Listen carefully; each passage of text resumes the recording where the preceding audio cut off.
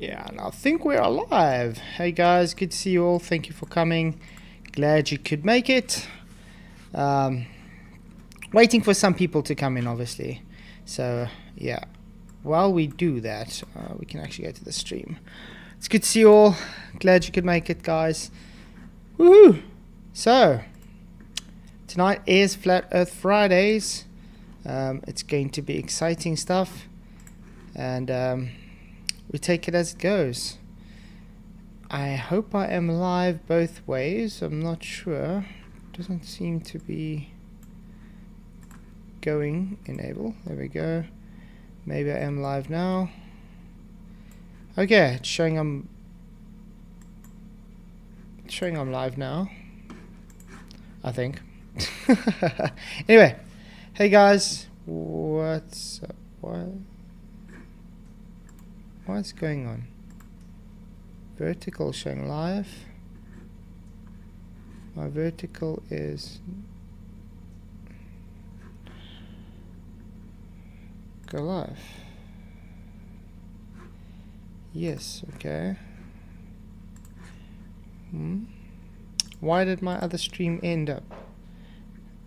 Okay, no, they're both live. Okay, that's live, that's live. They both seem to be live. Okay, anyway. I think so. Sorry, still trying to get this OBS thing to work properly. Oh, it's good to see you guys. Thank you for coming. Glad you could make it. So, I put the poll up. The firmament debunks a globe. So far, we do have...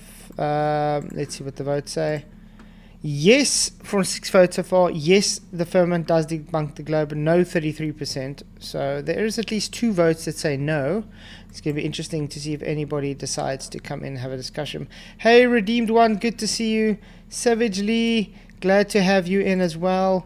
Good to see you. Glad you could make it. Vicky, Queen Vicky, good to see you as well. Vacuum Sucks, hello. Glad you could make it. Okay, so it's going to be exciting. Visual... 5 times visual audio. It seems to be working. Anyway, while we're waiting for people to come in, just want to say a warm welcome to everybody that's just joined the channel. Really appreciate you guys coming. It should get exciting and heated like it usually does. I know FDFE said he wants to show up tonight, so we'll see after the last punishment he got. Mr. Wonder One. Hey, good to see you. Says, I think the globe is flat. I'm a simulation earther. Wow, that's quite interesting. I've been seeing quite a few people these days believing the Earth is a simulation for some odd reason. I don't see how it could be, to be honest. But yes, a lot of people do think that. If you want to come in and have a discussion on why you think the Earth is a simulation, I'm more than happy to hear about it. Excuse me, but me personally, I don't think the Earth could be a simulation though. But it's interesting. Yeah. Where is everybody? Maybe it's because I didn't share my show. So that means, guys, would you please do me a favor and just share the show so everybody knows we are live. There we go. Let me see if I can get some. Maybe I should share the show. Maybe that might help.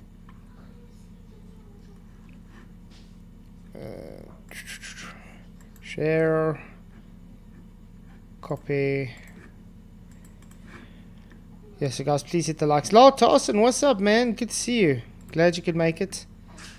Why is his chat not showing up?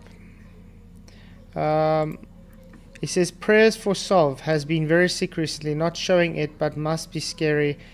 Has an abscess on his heart. And super high blood pressure. Streamed yesterday and felt a bit better, but prayers. Wow, I didn't know that. Yeah. Prayers for Sov. I know he hasn't really been streaming lately, so wish all the best for you, Sov, and Pray that God does heal you. Yeah, what's up? Moxie, good to see you too. And the Alkanator, glad to see you as well, Ian, mate. You rock. Okay. We can create worlds in a computer. Do you know any other way to create and store a world?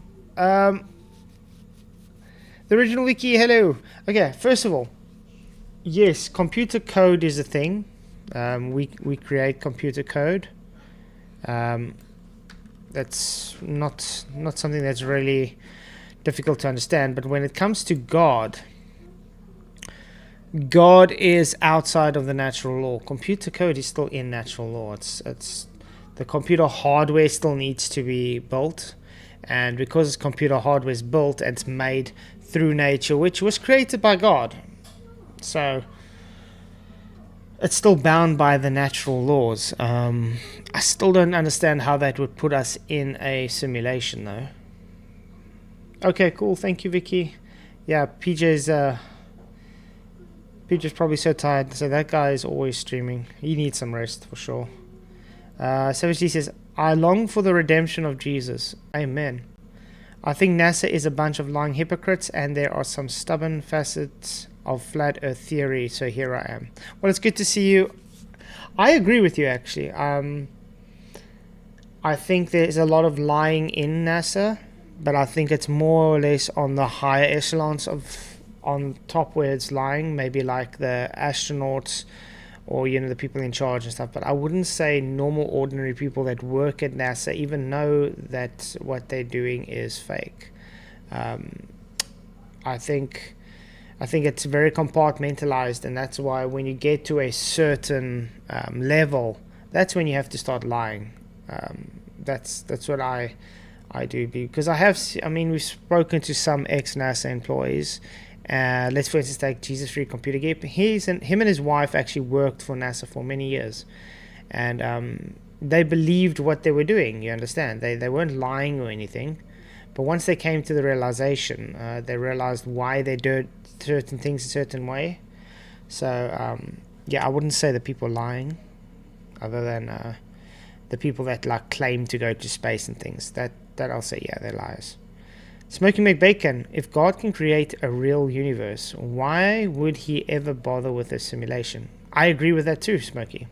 Yeah, I don't know why he would create a simulation if he can do the real thing. Yeah, it's kind of fake then. You know what I mean? It reminds me of The Matrix. It's like, Mr. Anderson, that kind of thing. Well, it's kind of a simulation, but God didn't create creation in a sub-reality. So, yep, not a simulation, especially after that. Just as you said. Yeah, look, I don't have any issues with someone leaving it to simulation. I just don't see how it can be a simulation if I know things are really working the way they do. And, my God's a real God, so I'm not going to claim that my God's a simulation. You understand? NPCs do as they are told and never question orders. NASA is full of non-players. There's a lot of zombies out there for sure, no doubt. But it doesn't mean they are actually just NPCs. It just means they are doing what they programmed to do, programmed quote unquote, or how can I say, they were conditioned to do. Remember, people get taught how to think and what to think from a very early age. So people are indoctrinated to think a certain way and to think in a certain way as well, what to think. So people just follow blindly. Hence why today people are going haywire, with all this woke nonsense and stuff. It's because they've been taught this way. They taught that this is the right way to go. And I guess this is why it's got clashing with the rest of other people, with normal people, because we understand it's wrong. So, Large Translation says, we think backwards and get caught up in our own selves. A simulation is a copy of real life. A simulation implies this is not reality. Let's say it's coded by God. It's still reality, not a sim. That's also a very good point. But that's why I said, I can't really say it's a how can I say a simulation, because I believe my God's a real God, and that kind of takes the purpose of my real God away. If I'm claiming it's a simulation. Just want to say thank you, everybody. Thank you, all my Patreon supporters and my members and things. I'm planning to start doing member streams only as well. I will be working out a schedule for that. So do know that one evening a week is going to go to a members only as well. So looking forward to starting that next week. I think it's going to be exciting. Just to try and give back to the community in some way. Do you see static when you close your eyes? No, I don't see static. But if you see white dots and stuff, that's usually based on blood pressure. If you see what you would call static, you might want to go get that checked out, because it's not supposed to be normal. Hey Sig, good to see you. Thank you for coming. Glad you can make it. Guys, again, hit the likes, share the show. Just reminding everybody to do that, because it does help the show to grow. We are just waiting for some people to decide to come in. We've got 18 votes so far. So the Firmament debunks the globe. Yes, 56%. No, 44%. Not sure, 0%. So almost half the people say yes, no, that it doesn't debunk a globe. So it's interesting to see where those people are. You guys are able to come in and have the discussion, as I said. Yeah, guys, hit the likes, share the show. Well, that static might be an aftermath of our eyes getting constantly bombarded with light. That's also true. Remember, our brains are never really resting, and especially because today we are, I don't know, we have a lot of things going on. Always on social media, looking at our phones, looking at TV, looking at whatever, blah, blah, blah. We just don't get time to really rest, and I guess that could be that. I'm definitely not normal. Normal is bad. I agree with that, though. Yeah. Hey, Michael Kahn, he says vacuum is a 6-day-old sock. If comments again, boot the troll. Yeah, he was the first comment. I just left it because I was thinking it might have been Sean Hawkins or something. But yeah, still waiting for Globus to come in. Michael, would you want to come in and have a discussion with me about the Firmament until we get a Glober coming in or not? It'd be great to talk to someone. Otherwise, it just feels like I'm sitting here like Dal. Beyond imagine, just sitting here and just looking at the screen and saying absolutely nothing, having dead air. And that's not really my kind of thing. I just want to say, yeah, I had our anniversary last night. It was nice, but the thing is my wife's not feeling too well, so we didn't go out or anything. So we just practically rested. But I got an awesome watch from my wife. It's a smart watch, so I can track my intake calories. I even got exercise plans on here. I can do my steps and everything like the usual. And I can even set the type of exercise I'm doing, which is really cool. And it gives me the weather, gives me the time, my calories burned, my beats per minute, stuff like that, which is quite cool. Lol, Dalzoid. So no takers to come in. I mean, it is Flat Earth Friday. You would think people would want to come in. I do have a question for the people. Do you guys like the vertical streaming as well? Thank you very much for the anniversary blessings, Vicky. Appreciate it. Hey, Dirty Ketchup. Good to see you. So do you guys like the new vertical layout as well for the other people that want to watch on vertical? Because it does seem to be catching on quite a bit. That's quite cool. It has seemed to go to a new audience. Kevin Conrad, thank you for coming. He says SpaceX has launched 130 missions to space this year alone. No, they haven't. To orbit the moon. No, they haven't. Asteroids. No, they haven't. Etc. None of them hit any dome on the way. All of them destroy Flat Earth. Okay, let me make it very clear to you, Kevin Conrad. They didn't go to space. Space doesn't exist. It's a fake fantasy that violates the second law of thermodynamics. And even if they're claiming to go to a certain altitude, it's not to say they still would go through the firmament, because the firmament could be further than that. So your whole logic is very illogical, if I put it at best. And no, launched 130 missions to space. Maybe their missions to space was just that, but it didn't go to space, and it's definitely not as they tell you. I can't come. I'm just about to watch a film. Nice. What film are you going to watch, Michael? But yeah, it's a... Hey, Jesus already returned. Good to see you. Glad you can make it. Kev, where's the 4K live footage orbiting the moon? We'll never get that, mate. We'll never, ever get that. Hey, Ouder Estefasir. Good to see you. I've watched some of the launches live and literally seen the rockets hit a skid across the firmament and the Earth closed to reality. Yeah, don't know why I'm saying that accent. I think he's British, by the way. But yeah, we've seen some rockets do some weird, funky stuff when it goes high altitude. Smokey says, yeah, vertical doesn't show the side shot, horizontal shows some of it. Yeah, unfortunately, it is that way. I decided not to put the side chat on the vertical because otherwise it's just too small. You can't see anything. But I get a lot of people actually watching in there. As long as people are watching, that's all that counts, because we must get, you know, the information out there to people. It's good to see you guys. Vicky did say PJ's going to come in soon, so we'll just wait for when we see Mr. PJ here. Maybe I should unmute myself in StreamYard. That also might be a good thing. There we go. You see now? Okay, yeah. Now I'm showing to work there. Yes, British here. Dear is Latin motto for today is to do.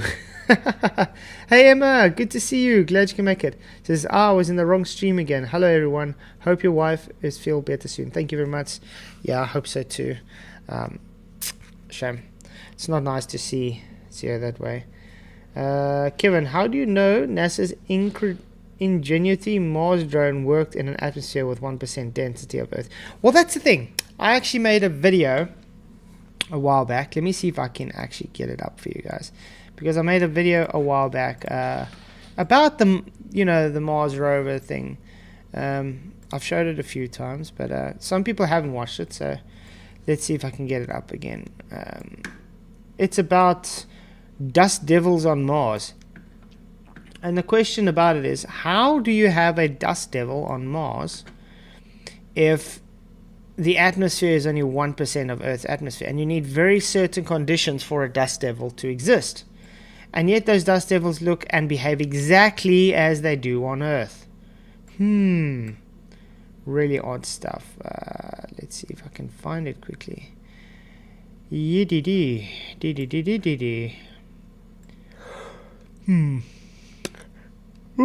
Sometimes you come across an old video and you look at yourself like, oh, cringe. Let's see, where is it?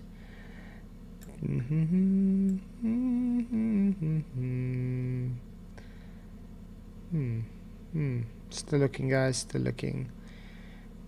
Dust devils, where is it?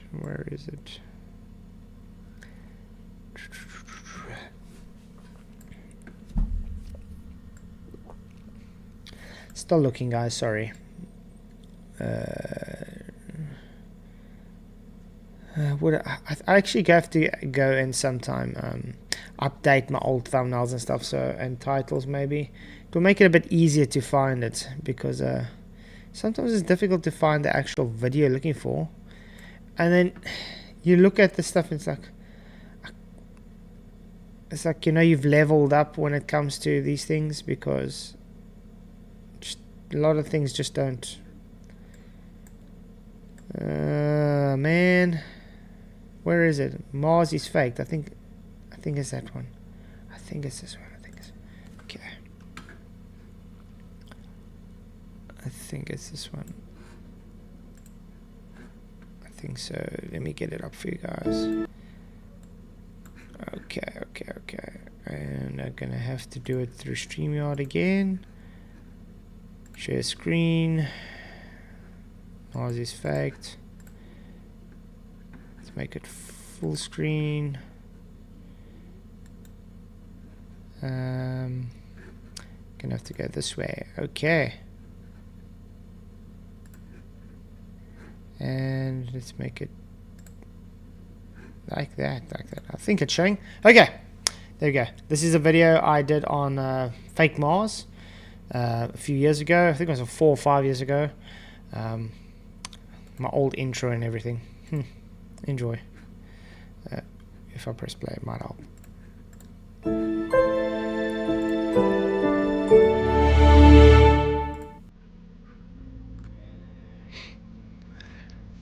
The story of Mars landings are fake. Is what presented to us about Mars real? Did someone really land a rover on Mars? If you believe it's true, then this is for you. Let's start with, can we even get to Mars? Mars is said to be in space as a terraform spheroid. Mars is said to be in a super low pressure system, known as the vacuum of space. It is said to have an atmosphere surrounding it, like Earth. This is the first red flag. Atmo always requires containment. It would violate the law of entropy. Let's look at the demonstration of entropy. Of these bulbs, some bromine, and in the other I have a vacuum. And if I open the tap between these two, you will see spontaneously the bromine rush from one to the other. Now that is the simplest change we can have, perhaps, because all that happens is a change in entropy.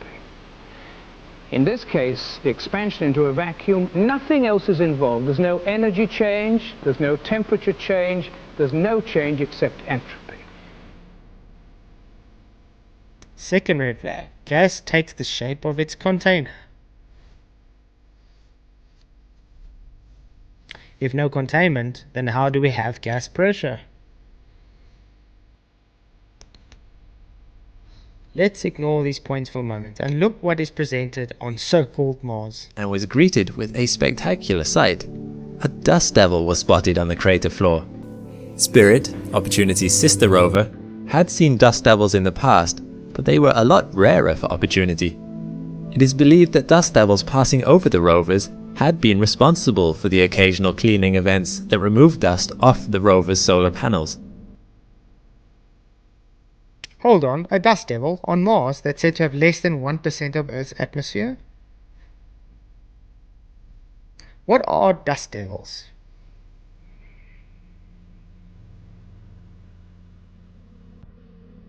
Dust devils form when hot air at the surface begins to rise rapidly with much cooler air. How is it possible to have a very cold and very low atmospheric pressure sphere in space? It's not possible.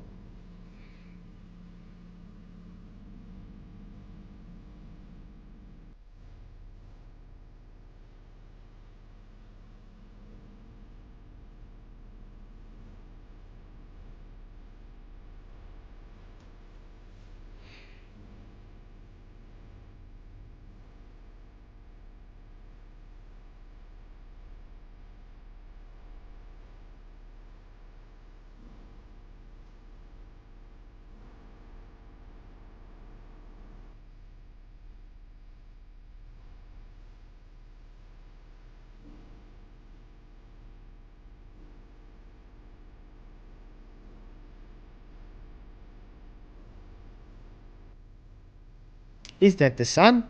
Why does it look like the way like we see on Earth? PJ's coming in. Woohoo. Yoo-hoo. We're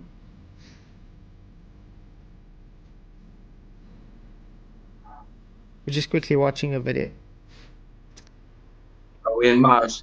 Yeah, we're in Mars. It's one of my old videos showing how fake Mars is. Oh yeah, I did work for all the lights and things like that. Is that a rainbow in Mars? Yeah, a rainbow on Mars, guys. Nice. Alright. Last time I checked, you need moist in the atmosphere to be able to make a rainbow. You need rain droplets. Oh.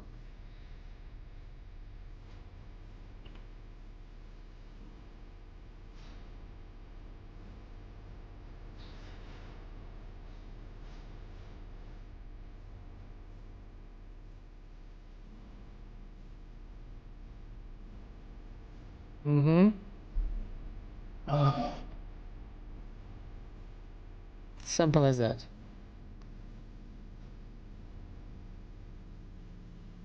Please be honest with yourself. Yay! So how's it going, Nice. Paul Joe? Oh good. Oh good. I just had to go to the shop. It took me about 7 years just to go to the shop and back because my feet are killing. But yeah, I'm back. I'm there. I'm back. Still waiting for Mr. Globus to come in. They were so excited about coming in tonight. Even FTP said he wants to come, but nothing so far. Really odd. Everybody wanted Flat Earth back, you know? Yeah. I mean, they were moaning with me, like, I need Flat Earth. Now I've got Flat Earth for them on Fridays. Huh? It's not a Flat Earth channel anymore. Why do you think you're losing subs? You know? You try and do a bit of Flat Earth and nobody wants to come on. It's mad. At the moment, I'm getting more views and stuff for non-Flat Earth than Flat Earth, so I'm doing literally doing Flat Earth for the people that asked for it. Yeah. You know what I mean? But yeah, good to see you, man. So do you know we live in a firmament? We have a firmament over Earth. Absolutely. I mean, the Bible says it, you know? Mm-hmm. The Bible says it. I mean, we observe the stars move around us, the sun and moon move around us. We don't seem to move at all. I don't feel it. You know? So, like, to me, well, and what we observe, it's them that orbit. It's them that circle around us, the lights in the sky. You know, luminaries in the sky circle us. Mm-hmm. And the Bible also kind of backs that up with the firmament type thing. Yeah, the Bible's actually very clear on the firmament, and it's actually reiterated quite a few times straight through the Bible. So it's actually very important as well. Yeah. And there's got to be some kind of physical containment because we know with gas pressure you need physical containment to hold it. So yeah, common sense about that too. You know? And how else will you separate the waters above from the waters below if you don't have physical containment? Right. Right. Absolutely. I see quite a few people have voted no, yet we don't see anybody coming in. Why is it? It's like they're literally just going to vote. That's it. We've got 37 votes. The firmament debunks a globe. Yes, 43%. No, 57%. So where are ye globers? Thy are petrified to show us this uppest, to defend us thy globest.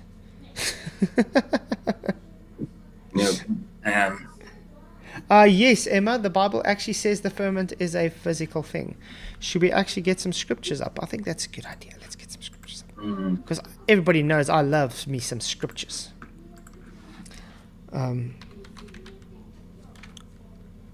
Genesis.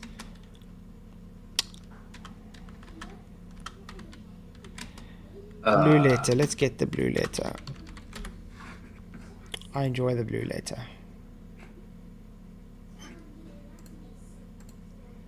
And share screen.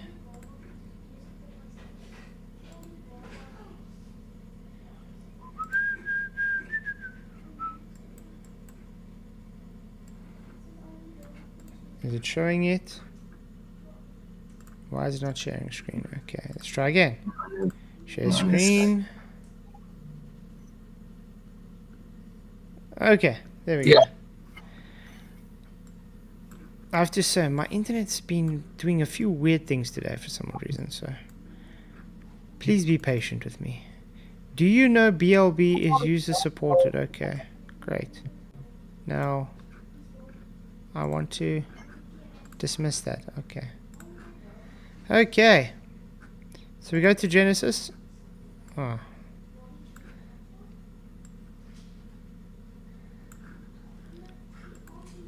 In the beginning.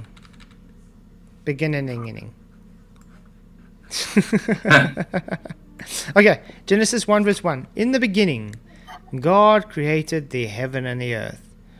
Bereshit Elohim Eret, what? Created, what was it? Can't remember the Hebrew now. Well, he created, in the beginning God created the heaven and the earth. Which is interesting because it always used to be heavens. Some translations still have heavens. If you go through to the actual Hebrew, the root still shows heavens. So it's a thing that's been changed. Genesis 1 verse 2. And the earth was without form and void, and darkness was upon the face of the deep, and the Spirit of God moved upon the face of the waters. We all know that debunks a globe, full stop, because a globe needs to have form. And God is clearly saying when he created, there was no form. And there was no light, so there was no sun. And according to the heliocentric belief system, you require the sun to be before the earth. And they required it to be billions of years before the earth, even there, just to let you guys know. And also, when God moved upon the face of the waters, that means the earth's flat. Okay? Because the face of waters is flat. Genesis 1 verse 3. And God said, let there be light. And there was light. And God saw that the light, that it was good. And God divided the light from the darkness. And God called the light day, and the darkness he called night. And the evening and the morning were the first day. Question, PJ, on that first day. Was the sun there yet? No, not on the first day, no. So no globe yet. That's weird. Oh. How does... Wait, maybe we can understand. What does a globe dictate for this for a day? What's a day according to the globe, though? Well, you need to one rotation of the Earth is a day. So you know, and 365 days is a year, and that's considering the orbit of the Earth. Hi guys. So it needs the sun. It needs the sun. Exactly. Sun What's has to up, be Chris? sent out. Yeah, exactly. What's up, Chris? How's it going? Hey, well, I'm doing fine. How are you doing? Can you hear me? Yeah. Perfect, man. Very much so. Okay, nice, thanks. So yeah, Pleasure to be here. it's good to see you, man. So yeah, the first problem the globe has is the globe is the Earth was created without any form, so therefore it's not a sphere.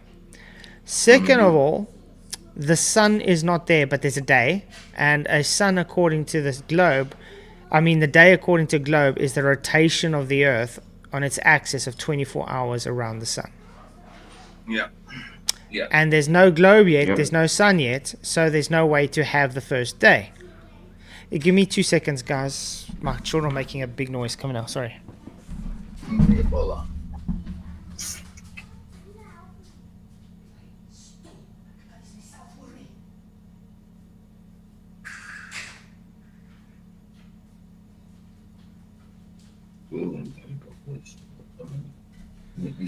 Sorry about that.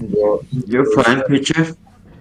Yeah, I'm good. I wish Zep would stop me so many socks though. You know. Okay, Do you think Zep disguise yourself from Zep? You know what I mean? Come on. Okay. So this is where it gets to for Emma, because she doesn't know that the Bible talks about the firmament being physical. Genesis 1 verse 6, and God said, let there be a firmament in the midst of the waters, and let it divide the waters from the waters. Now, I wonder if I can put the Strongs on quickly. Yes, I can. Okay. Let's get to firmament, just so they can see what the firmament is. Okay. Rakia. Everybody repeat after me. Rakia. Rakia. Rakia. Rakia is the Hebrew word for the firmament. Now, notice, I got to just point out there are two different types of firmament in the Hebrew language, Hamashem and Rakia. Rakia is the solid firmament, and Hamashem is the sky, as in the heavens where the birds fly. That's sky. Okay, so we'll get to that. But as you see there, Rakia, it's a masculine noun. It says, oh, it's difficult when I'm got it small like this. There we go. Why is it not showing me? Huh? Okay, I gotta make it bigger. Sorry, guys. Can you see it now, though? Yeah. Okay. Extended surface, solid. So it's a solid expanse, firmament. So what it says, the expanse is flat as base and its support. The firmament, or vault of heaven supporting waters above. Considered by Hebrews as solid and supporting waters above. So no universe. No universe at all. Or we can't get there. So, yeah, the Bible's very clear the firmament is solid. Correct, guys? Absolutely. Yep. And this is what I have a question to all the Christian globers out there. Is it more important to believe man, who says, guys, I'm going to Mars? Or is it more important to believe God, where he says, guys, I created a solid firmament. I created a stationary plane. I created the earth to be close to me, you know, that you guys are as grasshoppers under my footstool. As you know, I can see you as like on the circle of earth, because I want you to be close to me, to have a relationship with me. Remember, God walked with Adam and Eve in the garden physically. Okay, he walked with them. Okay? God created us to have a relationship with us. The problem with the globe is the globe teaches us that we are just here by chance, and we're just an infinite speck. We're just a little bitty speck in an infinite sea of nothingness and galaxies and everything. It's just spreading as far away as possible, and the universe is expanding. It's literally teaching us that God is moving further and further away from us. Yeah. Okay? Yeah. It goes against what the Bible teaches. The Bible teaches us a personal, loving God who created us for a purpose and a reason, and to spend time with us. Where the globe teaches everything opposite of that. It's literally a perversion of God's creation. Absolutely. And I mean, we all know... It divides so much. Mm-hmm. And no, Wesley, that's not what... That's weird that you think that's what the globe teaches. No, that's what the globe does teach. I can bring you Louis Giglio. When I was a Glober Christian for a long time, I used to love watching Louis Giglio, where he talks about, look how small Earth is. And then he shows us the sun. Then he shows us Poltergeist. Then he shows us bigger and bigger. And he says, God cares so much about us. He made us so tiny. But look at all the other huge things he made. You know what I mean? And then he shows us this little speck of dust. And the globe does teach an ever-expanding universe. And if you are claiming God is outside of our universe, that means he's expanding with that universe. Right. Hey, Luca, what's up, man? Hello. Hello. How's it going, mister? It's going pretty good. It's good, it's good. So we finally got a globe in. Can you believe it? Wow. Unless you've become a I'm flat earther. satisfied, Eight huh? of the globe. Unless you become a flat earther. Nah, then you guys have no one. Wesley, That's nice. Wesley, actually, you know what, Wesley, I'd love you to actually come in and explain to me why you disagree with what I just said about the Earth, though, the globe Earth. Because that is what it is. Oh? Hey, Charles, good to see you, mate. What did you just say about the globe Earth? No, I was explaining to him what the heliocentric model teaches. Uh-huh. And he's saying that's not how. So I want to understand what his view of it is if he comes in and explains to us. What specifically does the heliocentric model teach? We were Like, talking what about do the you talk about? firmament. Yeah, I just said The so. firmament? Well, yeah. Okay, let's for instance take the firmament. Does your globe teach a firmament, Luca? No. Exactly. What does the Bible teach a firmament? Yup. Yes. So you would understand as a globe believing Christian, you would have to come to a crossroad and decide, okay, wait, who am I going to trust? God of the Bible or man that tells me that's different to God of the Bible? Correct? You would understand that. I know you can be a Christian and still Yeah, no, be I'm a saying you glober. can, but it puts you in a crossroad though. Mm-hmm. It was the same crossroad I had to come into because I've always been a Christian glober my whole life, practically my whole life. And I had to face the facts. Like when reading the Bible and I came to realization, it's like, whoa, this doesn't actually teach what I was thinking this whole life, what I've been taught by the pastors and things my whole life. It's totally different. I suppose. Okay, yeah. So yeah, I would love to get Wesley on to give us a, just his viewpoint on how he sees it though, because I've heard this from the same thing as what he says. It's like, no, I'm saying my God is very powerful because he can make these great things. Who says God can't make all these great things? Yeah. Who says they're not inside our firmament? Exactly. I mean, God is very powerful, but he doesn't need to make a whole heliocentric universe to prove that.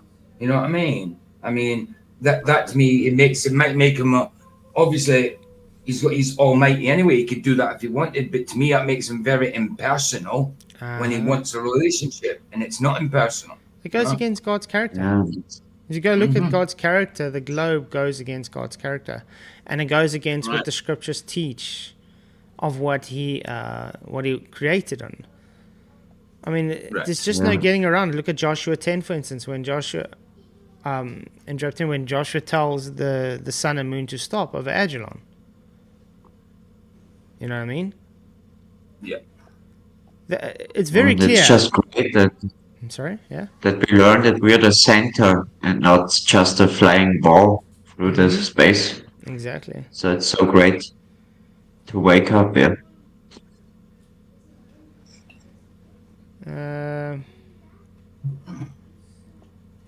But yeah, like I said, it does come to a crossroad with a Christian though. If you get faced with, my Bible teaches something I don't believe in, you have to unfortunately make that point and think, okay, am I going to trust what the Bible says, or am I going to trust what some man says with the white lab coat or whatever? You know what I mean? And it doesn't make you not a Christian, just to point this out. If you do believe in space, whatever, that's your prerogative. I'm not saying you're not a Christian. I'm just saying that you have a crossroad that you have to go through, and you have to try and deal with it yourself, because I know as I'm a Christian, I don't want to stand before God one day and he asks me, why did you trust man over me? I don't have to worry about that anymore. No, exactly. You know what I mean? I mean, most Christian globers don't see it as a crossroad, because they take it as like, not literally, but like maybe phenomenological. What's it called? Phenomenological. So they're trying to say Phenomenal. it's hyperbole. Yeah, so They see this phenomenological language, not Yeah, you're trying to say it's hyperbole. So they're trying to say it's all just based on viewpoint. meaning, on viewpoint. Yeah. Yeah, that's it. But that's Not just literal. that's just a cop out, because the thing is, when it comes to Genesis, it's historical language. You get poetic language and you get historic language. You get different type of context and languages in the Bible. And Genesis 1 is historic language. There's no hyperbole there. It's very straightforward. Day 1, blah blah. Day 2, blah blah. I can see it from both. I can see Yeah. it. I can see it from both. If you take it literally, then yeah, it would. But you have to take it would literal because it's support historical language. flat Earth. But if See, you take it hyperbole, phenomenological, hold on, then hyperbole just means exaggerated. That's not exaggerated language. That's more like metaphorical language that they're thinking of, isn't it? Because I think hyperbole is more like exaggerated than metaphorical. Just to be straight. Yeah, that just makes more sense, everything, you know. It's so important that we are the middle of it and that we are in the creation, you know, and not the universe and everything what they tell us. See, to me, if you're being hyperbolic, you're exaggerating. To me, it's not exaggerated language. It's if you're using it that way, you're using it in metaphorical, figurative language. You know what I mean? But it's literally, it's literal. It's literal. Simple. Yeah, it brings me nearer to God, you know, to the Creator, you know. Just that truth. No, I agree. Yeah. Yeah.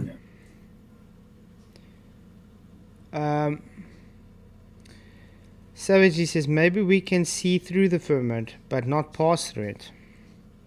Actually, the Bible also talks about it as well. Who was it that fell asleep that was able to see through it, and they were able to say Elijah? And he saw the firmament as emerald, and he could see, see through the firmament, see Jesus on the throne. I think he saw Moses as well, talking to God or something like that. But I gotta say something, guys. God is not a God of confusion, okay?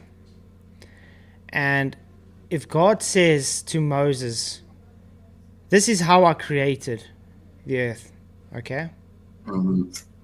There's no confusion there. No confusion at all. mean, I'm sure he'd have no problem describing a sphere.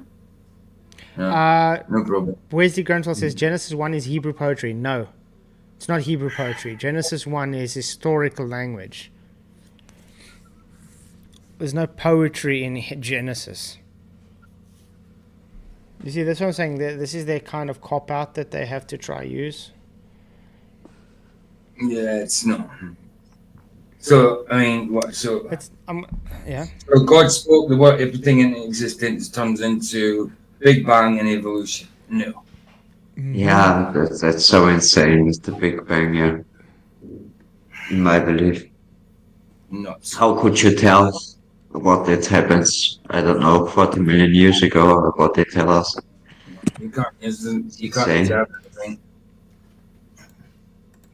Let's share the screen. Okay, this is the Hebrew Bible.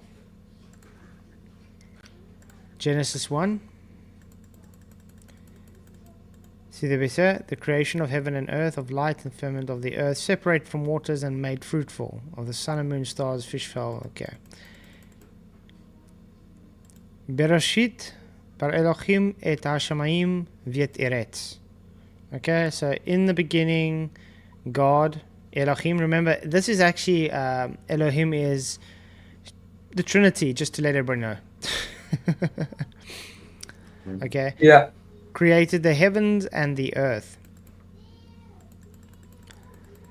Varetz haya tohu hovu vatsu panei hom vruch Elohim marfet apanei amahem. So, and the earth was without form and void, and darkness was upon the face of the deep, and the spirit of Elohim moved upon the face of the waters.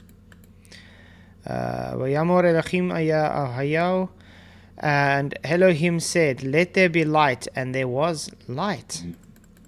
And Elohim saw the light, that it was good. Elohim divided the day, the light from the darkness. And Elohim called the light day, and the darkness he called night. And the evening and the morning were the first day. There is no poetry there. He's saying, this is what he said, this is what he created, this is what he called it. Straight out. Quite straightforward, correct? Yeah, I think it's Nice. cool. Absolutely.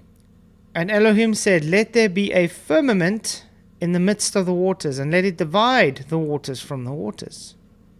So, I mean, what would be poetical about the waters above and the waters below? What would that represent? You know, in poetical language, it wouldn't. It doesn't make sense. You know, to a heliocentric world, waters above and waters below. You know. No. So, Yeah, but like I was saying, Genesis is very straightforward when it tells you God said this, God made this, and he called it this. It's historical language. There's no poetry there. If we go, for instance, to Psalms, that's poetic language. When David is singing a song of Psalms, that's poetic language. Okay? yeah. In Lamentations, when they're whining, it's poetic. You know, Song of Songs, poetic. You know, that type of stuff. I mean, let's for Please, instance, let's for instance say with in Genesis as well, where it says, and he begat, and he begat, and he begot, and he begat. That is literal again. It's historical lineage. It's telling you who begat who and who begat who. What is poetic about that? I was going to say, if that's poetry, it's the worst poem ever. You know. It's the most boring poem. Because I mean, Oh, it's hard. it's difficult. It's very difficult to read through who begat who the whole time. Just to let you guys know. Yeah. I mean, it's easy. It's a lot easier when you got Alexander Scurby saying it for you. You know, it's easier. Right, it's actually simple. I mean, that's not what hard. the worldview was back then, wasn't it? People actually did believe that there was a dome, right? Well, In they the believed it olden because, days. well, in the olden days, yeah, they believed it because it's true. So when Genesis talks about the firmament, it isn't describing a physical dome in like No, a it is. scientific No. sense. Yes, it is. It's physically Yes, it is. talking about a dome. Yes. Solid using- permanent. How would you It's- know? But How would you know? isn't it using like what people understood about the world back then? No. So the thing is, it's poetically. no, No, that's not poetic. Jesus- You don't even read the Bible. You're telling us what it is. Jesus spoke face to face with Moses, and he told him how he created the earth. There's no poetic language there. This is the link Wesley's put up to told us to try and go look through. This is what Bible analysis. On what basis is Genesis 1 said to be Hebrew poetry? The chapter is structured around a sequence of 7 days, which each day featuring a pattern of divine command followed by fulfillment. This structure exhibits a poetic symmetry, with each day building up on the previous one and contributing to overarching theme of divine creation. The opening chapter of the book of Genesis in the Bible is rich and profound text that has been the subject of extensively study and interpretation. One of the intriguing aspects of Genesis 1 is that question if it's literally genre and structure. While the text is often viewed as historical narrative, there is a compelling argument to be made for understanding it's a form of Hebrew poetry. This perspective sheds new light on the beauty and complexity of the creation account and offers a deeper appreciation for its significance. The basis for identifying Genesis 1 as Hebrew poetry lies in the linguistic and structural characteristics, which align with the conventions of ancient Hebrew poetic literature. Unlike modern Western poetry, which often relies on rhyme and meta, Hebrew poetry is characterized by parallelism and distinctive features of biblical poetry. Parallelism involves the repetition and contrast or development of ideas in successive lines of text, creating a rhythmic and artistic form of expression. We find a pattern of parallelism in an indicative of Hebrew poetry. The chapter is structured around a sequence of 7 days, with each day featuring a pattern of divine command followed by fulfillment. This structure exhibits a poetic symmetry which each day opened the previous one, contributing to overreaching theme of divine creation. Furthermore, the use of repetitive language and the deliberate arrangement of phrases in Genesis 1 reflect the hallmarks of Hebrew poetic style. For example, the refrain, "And God saw that it was good," is repeated after each act of creation. Oh, that doesn't make it poetry. Wow. No, it underlines. That's a statement. That is a statement. It's God's yes, good. it's a statement to say whatever God makes is good. Okay? God's reiterating how good it was. Wow. Okay. But we've got to believe it's poetic. They have to. Well, hold on. What does face-to-face mean here, though? Like me and you are talking now. Okay? Moses went up on a mountain and he spoke to God. And God was in front of him, was speaking to him. But doesn't it say no one shall see God and live? Who says he was looking at him? Who says he was looking at him? So not Even so, when no, so, it's still face to face. I can sit in front of you and look down at the floor. Look, I'm still sitting face to face talking to you. and what you? But you, not you. Face to can't face really doesn't see literally mean face to looking at face, each though. other. For instance, You let's can't say really- let's go back to when Moses found the burning bush. Okay, he went and he found the burning bush, and God said to him, "Take off your sandals, because this is holy ground." He walked. He was talking to God face to face, but it was a bush of fire. He couldn't see God's face. I don't think that's face to face. That's face to face, Luca. That doesn't sound like face to face to me. Okay, how do I place this in another way? If you stand in front of someone and the one person's blind, Luca, Mm-hmm. and you're talking to each other face to face, but that blind person can't see you, are you still talking Mhm. face to face? Yeah, Okay. that's how You Moses sure? was. He didn't look at God's face. He couldn't. It's too bright. I suppose. Huh.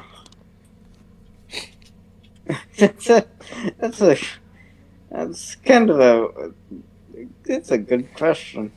How you can interpret that? He didn't see his face. He's seen his glory. He's just seen God's Because I know some a glimpse people of might God's say glory. He didn't see his face. technically no, but You're not you know. listening, Luca. Yeah, he didn't see his face. He was just seeing a glimpse of God's glory. You know, he didn't see God's face.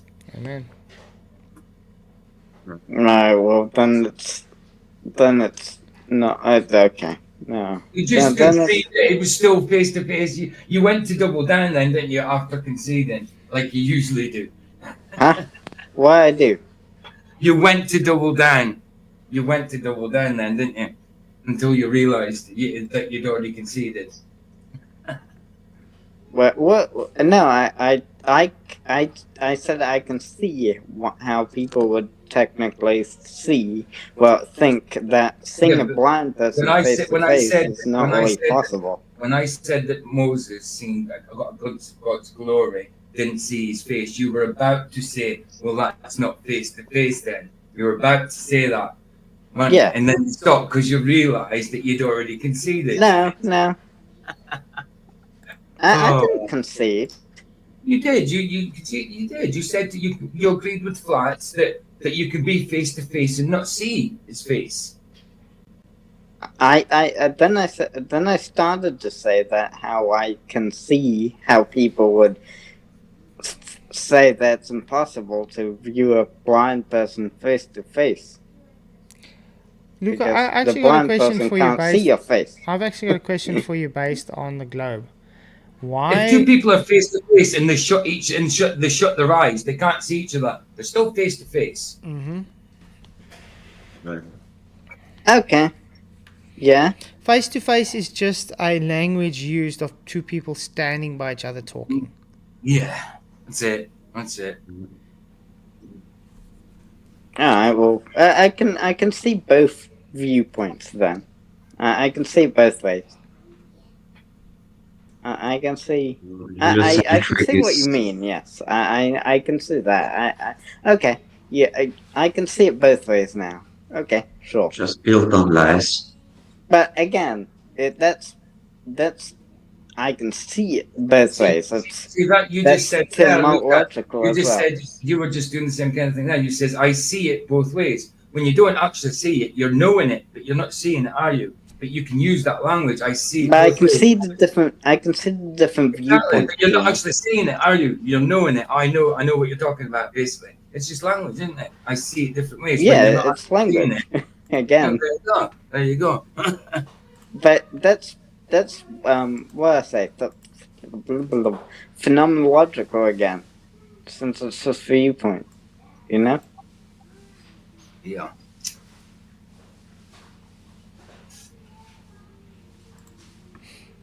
I believe more in the words of God than I believe a teacher or a scientist or a NASA, or But I just makes more sense, everything. but I got a question for all the globe believers though. Why are all the so-called planets and stars and things named after pagan deities? Weird. Right, isn't that just tradition at this point? Yeah, but why is the tradition after pagan deities? Yeah. Well, it started out.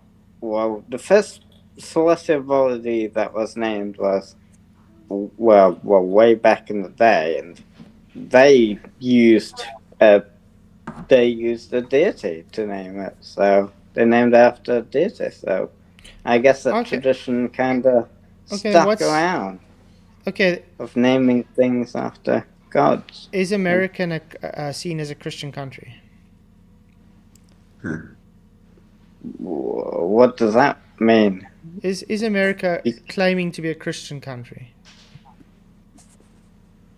I don't know. They're Yes, Christians in yes, they claim America. to be a Christian country. Anyway, why is it that all the so-called space missions always have pagan names from a Christian country?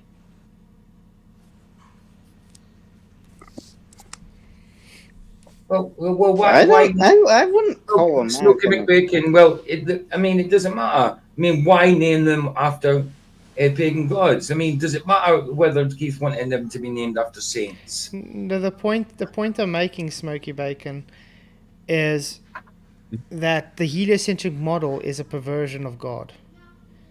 Okay? Yeah. That includes the names as well. The reason why the planets and things which the Bible is very clear it's wandering stars, it's not planets, okay, are named after pagan deities, it's because it's mocking God's creation. And what I'm trying to point to parallel with this is when you get the space agencies like NASA and ESA and all the different space agencies, all their missions and everything is based on pagan deities. Everything's pagan. Okay? How can you have a so-called Christian country using pagan deities for everything? Right.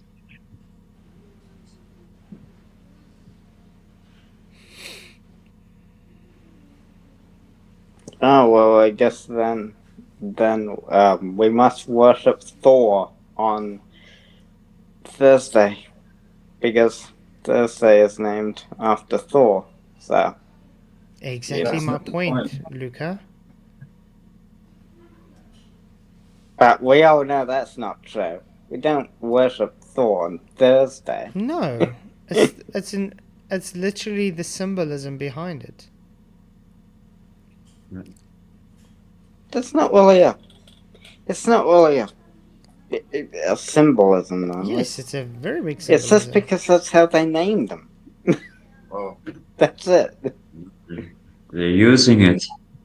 You've become complacent because you've grown up It's with a it. name. You've become complacent to accept it because you've grown up with it. point is, why use those names of false gods when these are meant to be Yeah. Christian Well- names? They are celestial. Oh,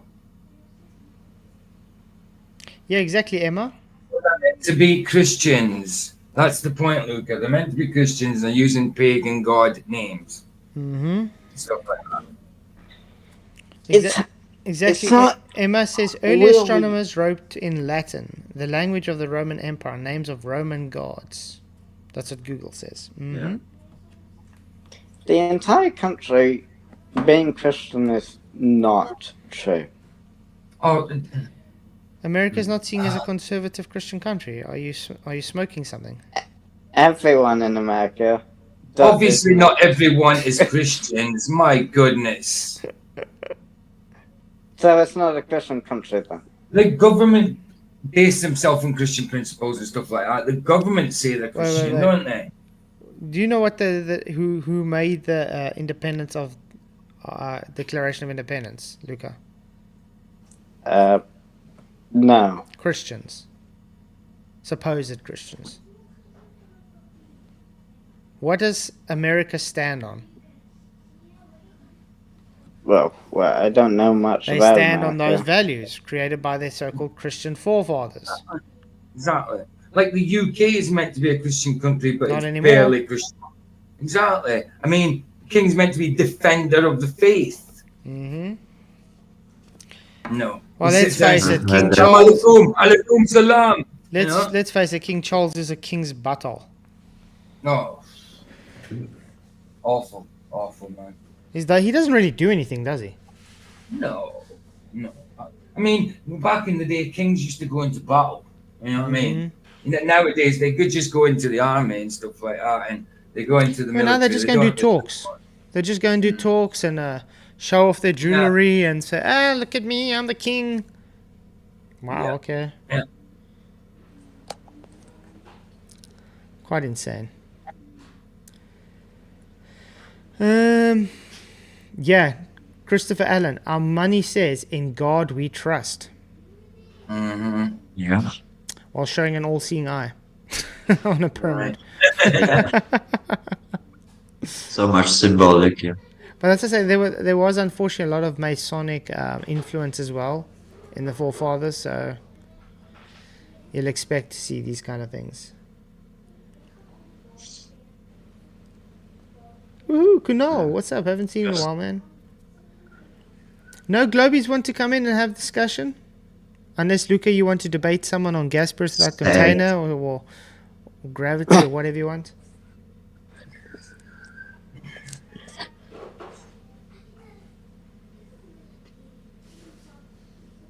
Yeah, why not? Yeah. Join us. I don't mind having a debate about something. Go ahead. Okay. Let me think. Okay. Let's see.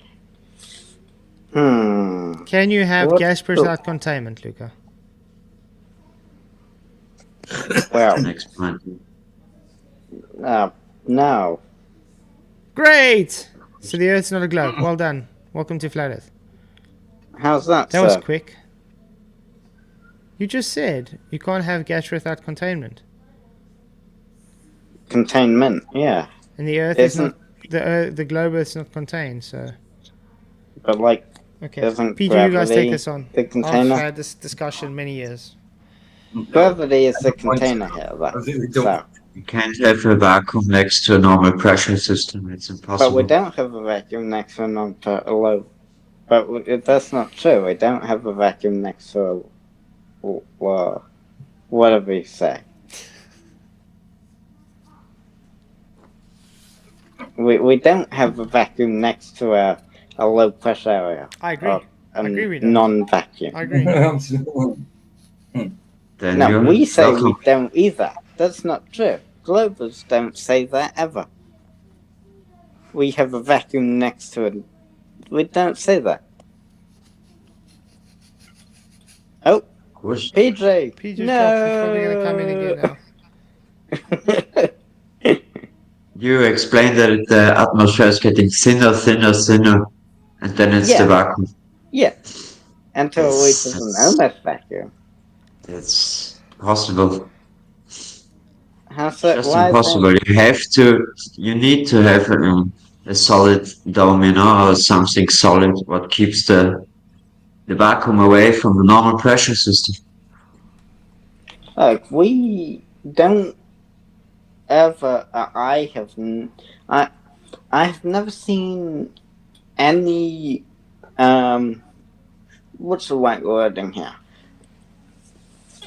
There is no evidence for the dome that the globe can't explain Oh, without there is. using a dome.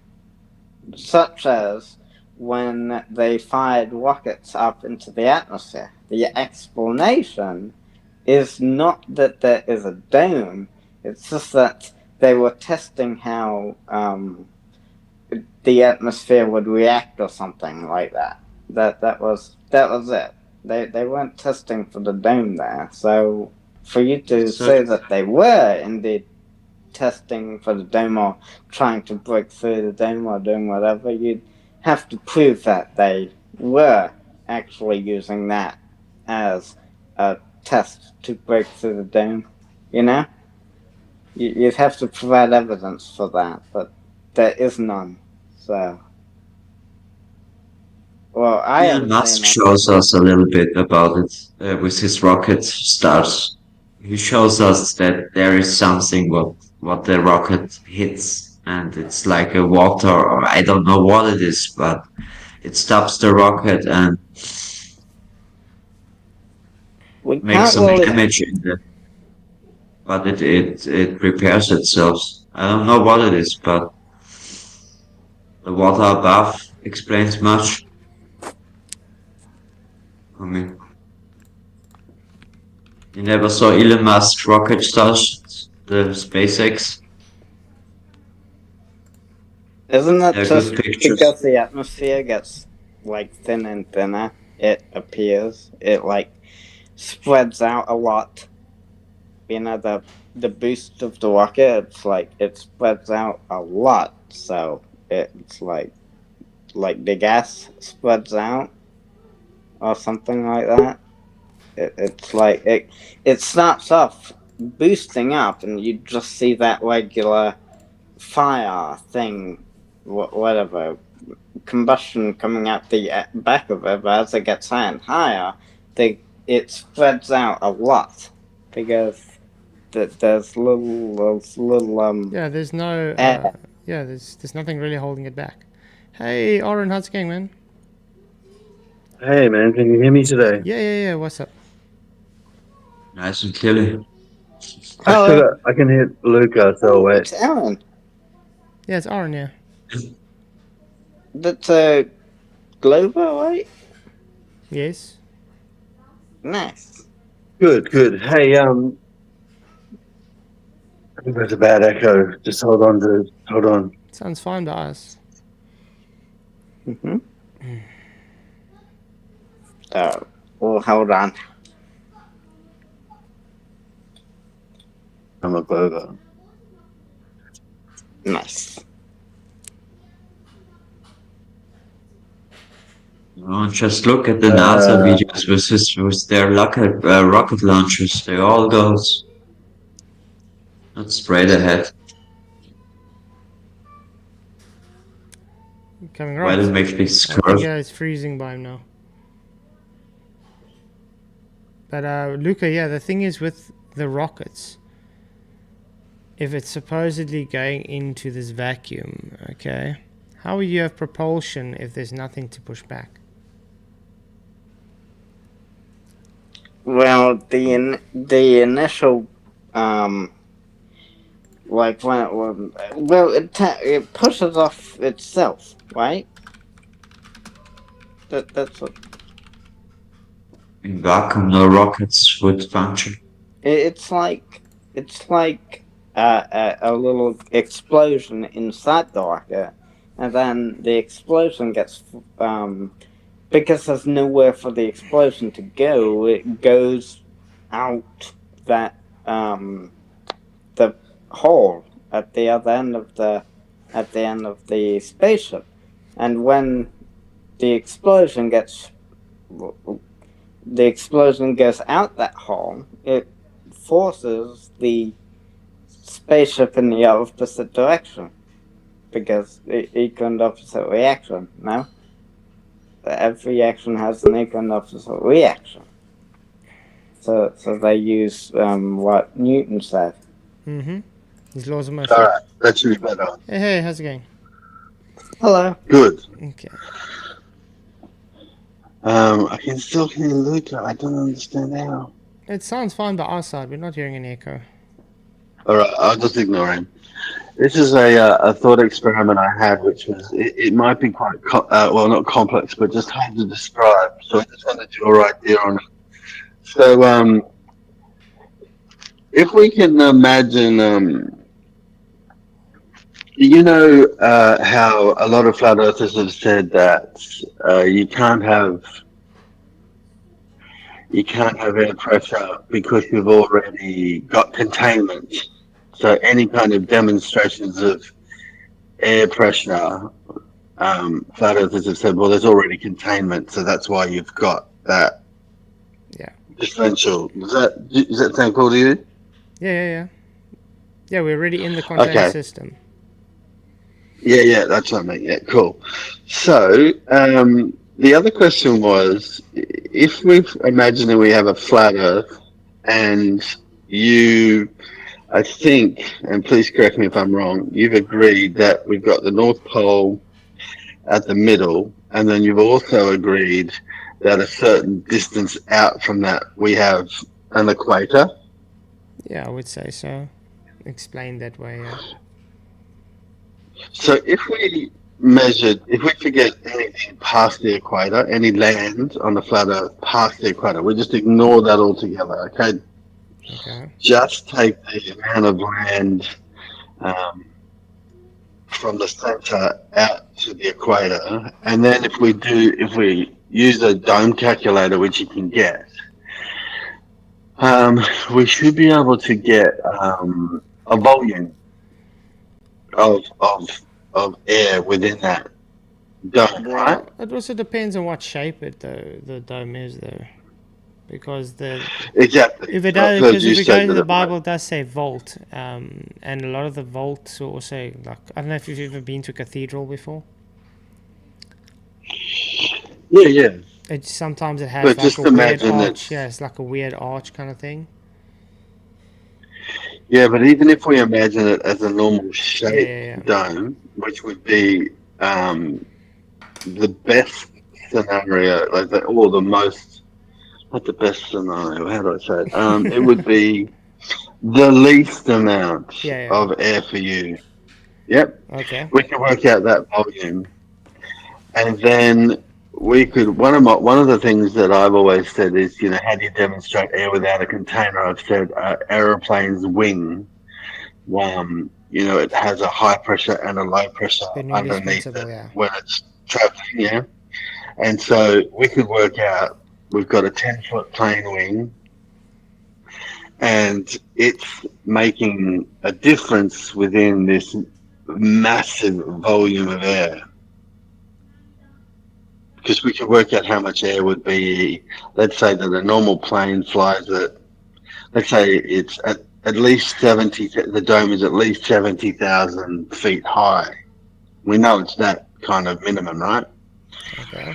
So we could say it's at least that. We could work out that volume, and then we could say, okay, well, how how big is a plane wing, and then what percentage of that plane wing is within that entire volume of dome, and then work out how could that volume of dome be affected by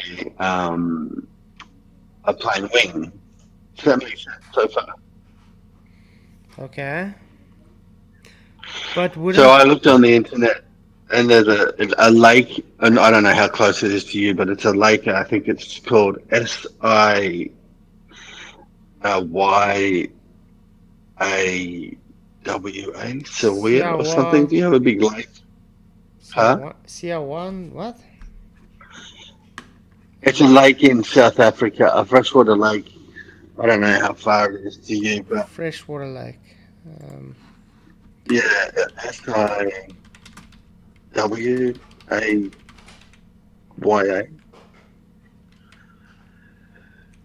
I could look, but I'm saying no, it's the Pateron. I guess I messed it up. Sawayama. Lake Sibaya. Right. Lake Sibaya. Yeah, that one. Yeah, that one. Yeah. Yeah, that's quite far from me. So that Just has. to let you know. It's what? It's quite far from me, just to let you know. Yeah. No, I was just saying so that lake is 700 million liters. Yeah.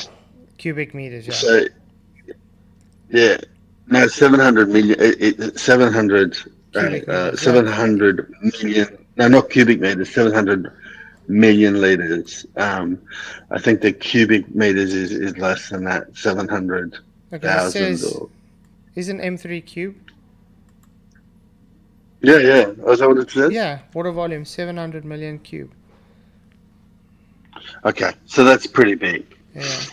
That's still less than much less than what the dome is that I'm talking about. That dome would hold trillions of liters of air. So if I was on one side of that lake and you took a cup of water, if you took a cup of water out on the other side of the lake, we wouldn't expect that the lake would show any difference, right? If you removed a liter or a cup or you wouldn't dropped really a rock realize. in. No, so when we come to a plane wing, why do we expect that a plane wing would be affected by the volume of air, which we're talking about in an absolute minimum dome? No, I'm trying to figure out what you mean It's with it, complex. but the thing is, the plane wing works with Bernoulli's principle, and Yeah. what we're trying to make to get you guys to understand what the argument is, that air which gives the plane wing lift because of Bernoulli's principle is already in that contained system. So that little bit of air it's playing with doesn't really matter to the whole system as a whole. The fact that there is air there in the first place because it's contained is the argument. It's like taking a goldfish and throwing it in 3 different sized ponds. The pond doesn't matter. The size of the pond doesn't matter. The fact is there is a pond and it's filled with water and the fish is inside there. So when that fish is now swimming around in that pond, it's already in that contained environment. It's the same with airplane. It's flying around in the already contained environment. It actually does matter. So if you had a fish bowl and you put a big goldfish in a fish bowl, the fish would feel more pressure on it from the volume of water. The water level would rise, and that there would be significant pressure changes of the water on the fish and for the fish. Unless it was, but if you threw it into a bathtub, then that's going to be much less. And then if you threw it into a lake, it depends what depth the fish swims at, though. Okay, so you're saying because of a weight of air or however you describe it, there's more pressure lower, and that's why it has a greater effect on the wing of the plane. No, what happens is with the fish, as you just explained, for the fish to experience more pressure, it has to go lower. So in other words, you would have to assume that all three ponds are at different depths, and the fish is going at a lower depth to experience more pressure, because that fish will experience exactly the same pressure in all three ponds if it's swimming exactly the same depth. No, it won't. Yes. No. The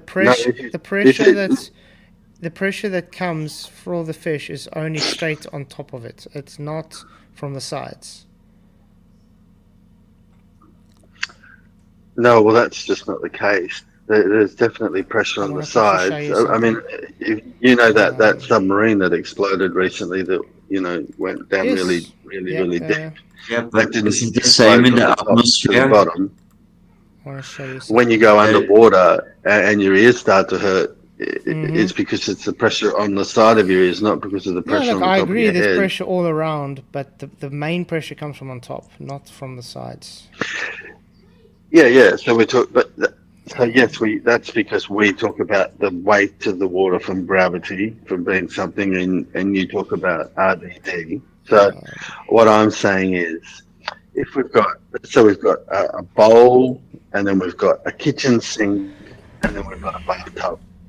If we put the fish in, and it only swam in the top centimeter of water in each of those examples, it's nothing about the fish. The volume, the pressures within the water would change. So the fish would take up some space, and therefore the water level would rise, and the actual, if you could measure the pressure, I'm sure there would be a slight pressure in the smallest vessel.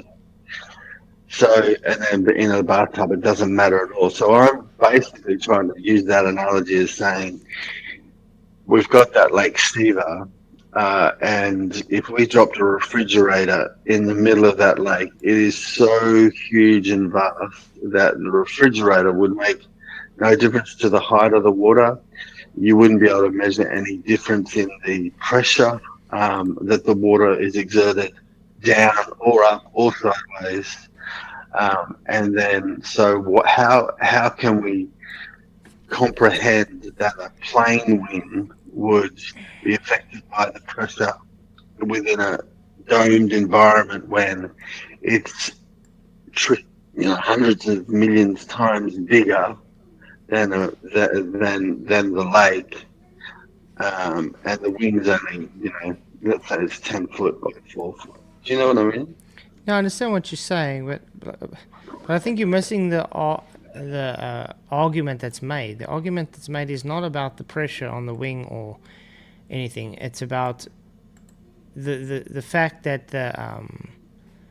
the plane's able to go in its first place because of the pressure that's there, because it's in a contained system. That's the argument. Okay.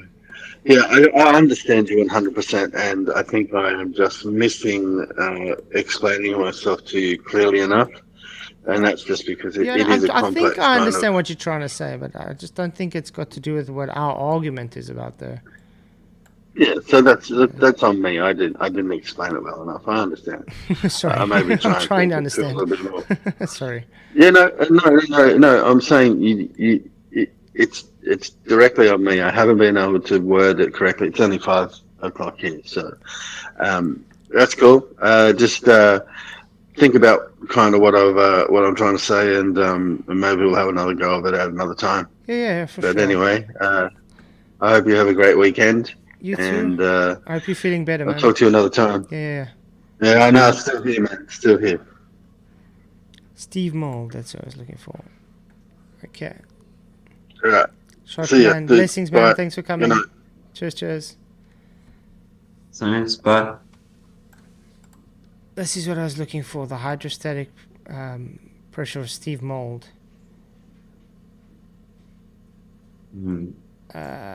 I'm going to actually share show. Watch this, guys. This is quite interesting. Yeah, isn't it in the atmosphere the same? The lower you get, the more pressure you have. And yes. Yes, it's the same like in the water. Let's quickly Please share screen. Oh, No, it's the same. But they also have to understand water Yeah, it does behave differently than air. the upper side. Okay, this is right. Steve Mold. This is what I wanted Gotcha. to, this is the hydrostatic paradox. Okay. Yeah, okay. And he explains it actually very well, what I was trying to explain now to Aaron. That why the fish would still experience the same amount of pressure. What? Why's it doing that? When I pour water into this funnel-shaped container, the scales go down on that side, as you would expect. That was 150 milliliters. Let's see what happens when we pour 150 milliliters into this side. Before you make a guess, I'll quickly run you through the setup. Both can Okay, well, it doesn't really matter, but I want to show you the point. this one until they balance. There's a little bit of friction in the pistons, so I'm just going to vibrate the table. Look at that. 50. 550 mil in this one, and only 60 mil Yeah. here. They have exactly Yeah. the same pressure. More water here than there. Same pressure. Because it has, like, what you'd claim a column. Milliliters pressure. in here, and still just Yeah. 60 milliliters in here. So how can different amounts of water weigh the same? This is the hydrostatic paradox. The hydrostatic paradox is the observation that the force felt by this piston is only from the weight of water in the column directly above that piston. You see? And that's what I was trying to explain to him. Okay. So it doesn't really matter That's if it's in a great. bigger pond. The fish will still experience the same pressure. It's only with depth that it will experience because you go deeper. That's it. Okay. Very good video, by the way, by Steve Mold. I enjoy That's his a good stuff. video, yeah. I'm going to put the link in for everybody This in the explains private it chat. good. And I'm going to stick it in the YouTube land for everybody. So Nice. if you want the link, you are able to Got to watch. go watch it. By the way, Thanks. guys, it would really be appreciated if you guys hit the likes and share the show. It really, really does help the show to grow. I appreciate you all. You're What? such Sure. a big blessing. Thank you again. For sure, man. So, Luca, Yeah. you still there? Yes, I am. Nice, nice, nice. So, do you understand what Aaron was trying to say? Push with depth, I guess.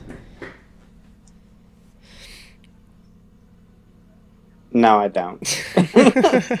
He'll probably think about it properly and get back to me, though. This was great. I just have Yeah, to. I I'll just have to probably- say it's good to see Aaron looks a bit better. Shame he actually's been going through some rough times, so I'm praying for him. So I do hope it gets better for him. Okay, so it's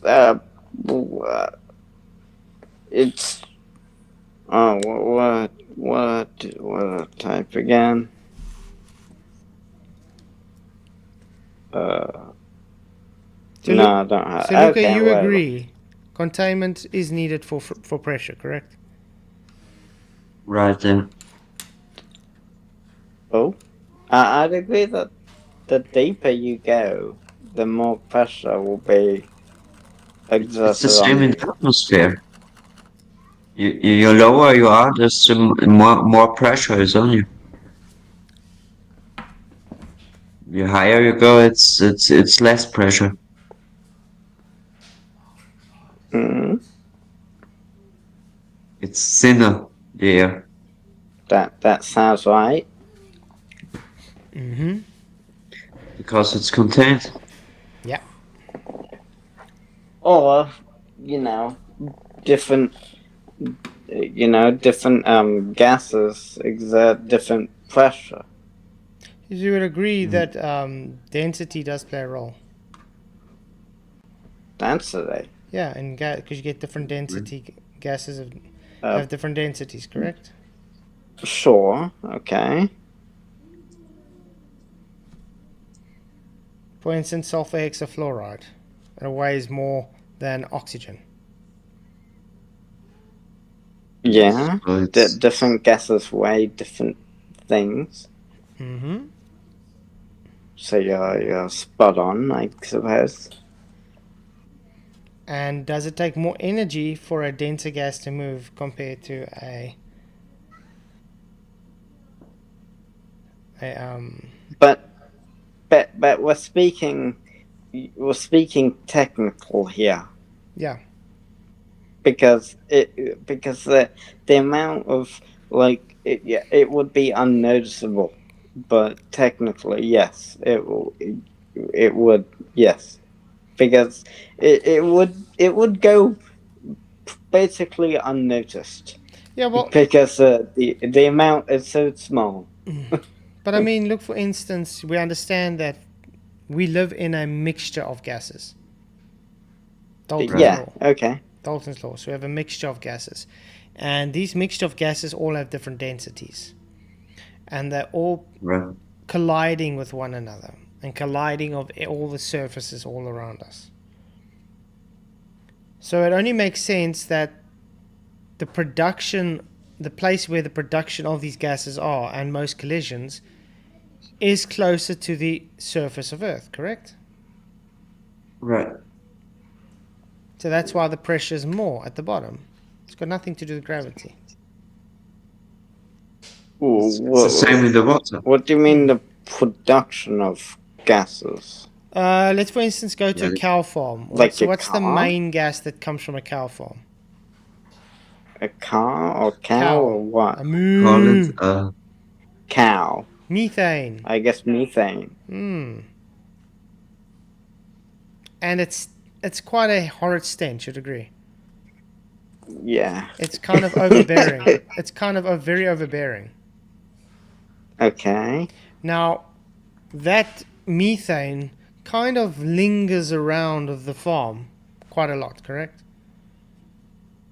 It doesn't really I spread mean- out that much. Unless Mm. well, you can't always say that because you know maybe when cow maybe it's poops, easier to say it like with stays the for a while. yeah, maybe it's easier to say with the oxygen that it's at the lower closer to the earth, you know, because it's just like oxygen behaves. Mm-hmm. Yeah, what I'm trying to make... Unless point- washed. The point I'm It making with the stays. methane, though, is, Luca, if you... that stench stays quite... can I say, localized to that farm. Okay, the further out you go, the less chance you have of smelling the methane. You could say that the smelling, But the now, smell, like yeah. what produces a smell, those molecules aren't Yeah. light. yeah, but now let's say there's a wind. That wind is able to carry that smell further. Correct? Okay, yeah. So what happens is methane is denser than oxygen. Right. But that doesn't mean there's no oxygen in between the methane. And it doesn't mean there's no nitrogen between Just the less, methane. yeah. Because we have a mixture of gases.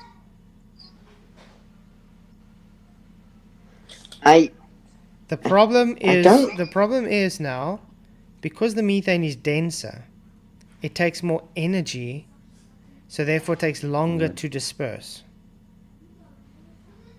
Do you understand? So you can imagine that methane hitting into oxygen, oxygen hitting to nitrogen, nitrogen hitting into carbon dioxide, blah, blah, blah. It's having that dance of collisions all over the place. Now, the larger, denser gases is taking longer to disperse because they're having collisions constantly with these little less dense particles, and it's taking more energy for it to be able to move. Hence why at ground level we have more pressure. That's why it's 14.7 psi at ground level, because of this dance of different kinetic energy and potential energy games between the gases and the collisions. It doesn't really have anything to do with gravity, although the globe wants to say gravity. That's why when you go higher up, there's less and less certain gases. You can test this yourself. The higher you go up, you're going to see the denser gases are going to be You can also less say, sparse. sorry, but you can also say like the car, what has the same, power, would go on the heaven faster than it would go on the ground, Mm-hmm.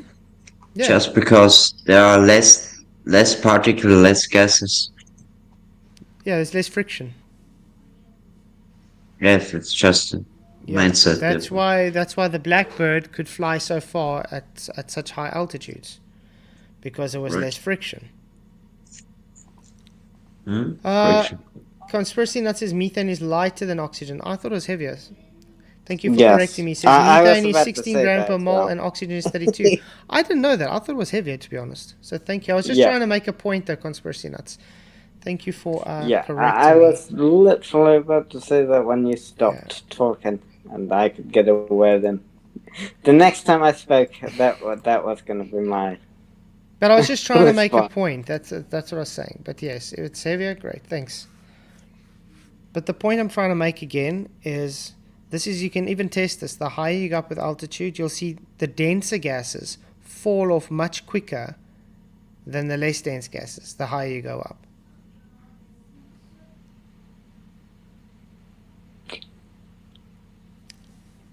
Yeah. Like, what? Like, it doesn't. Imagine, like stirring soup.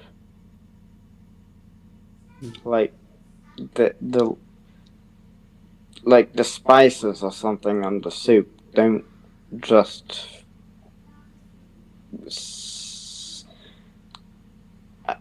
Maybe I'm using. Okay, let's think.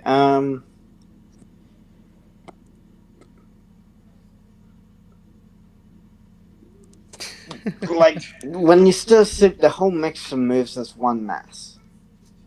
Yeah, because you're putting energy into the system by mixing it. Yes. Well, that's what the atmosphere and it has does. to follow. And it has to follow the flow because of the liquid. It kind of is forced. That's what the atmosphere does. It moves as one mass.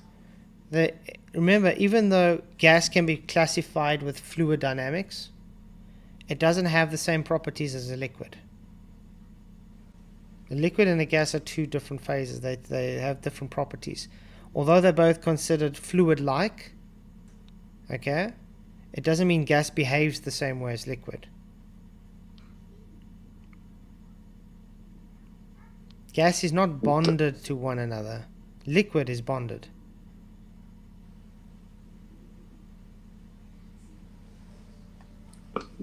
What my analogy was trying to do was, like, the wind in this case would be the stirrer. Okay. Like, it's stirring the atmosphere. Mm-hmm. So that's what I was analogy. That's why I was going with that. So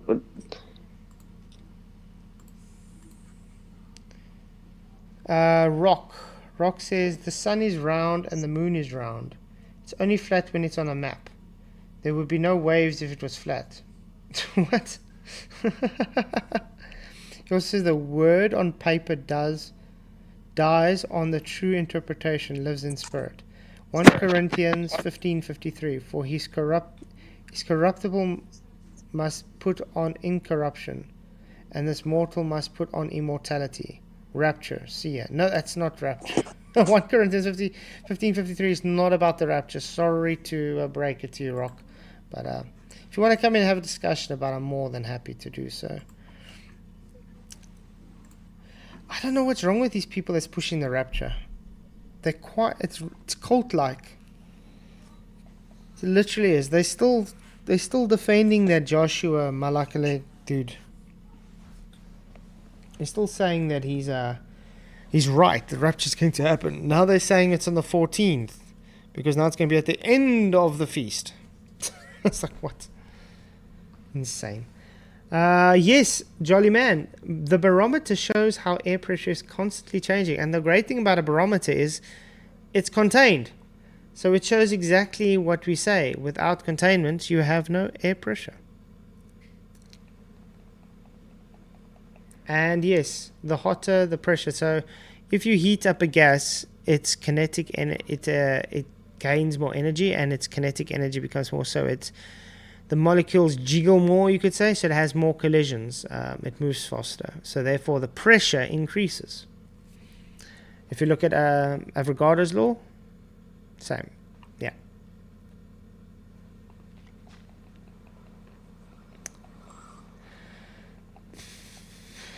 Conspiracy nuts, yes, the air pressure is stable based on altitude because we live in a closed dynamic system. That's why.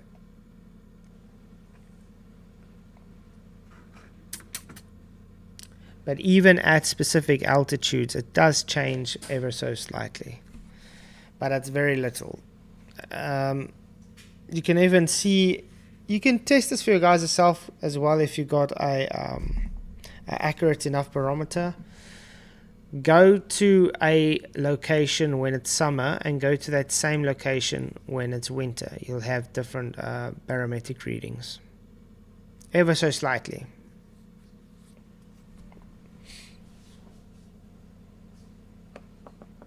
But it's good to see you guys. Hit the likes, please. Appreciate you. By the way, I don't know why it's showing the vertical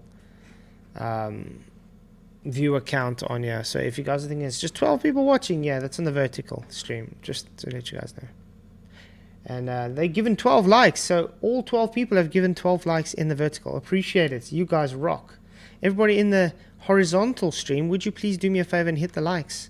It really, really does help, guys. You have no idea how much it helps. Because we only have 9 likes in the horizontal and 35 people watching. How's that working?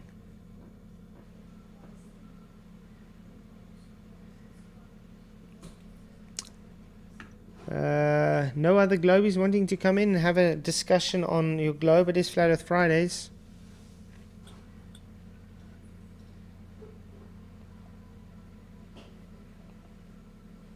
You muted, Chris.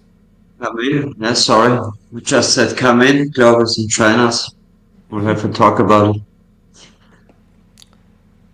It's just the flat Earth is just more provable than the globe, and you don't need the math and this whole stupid crap and scientific and the NASA crap, and you don't need that.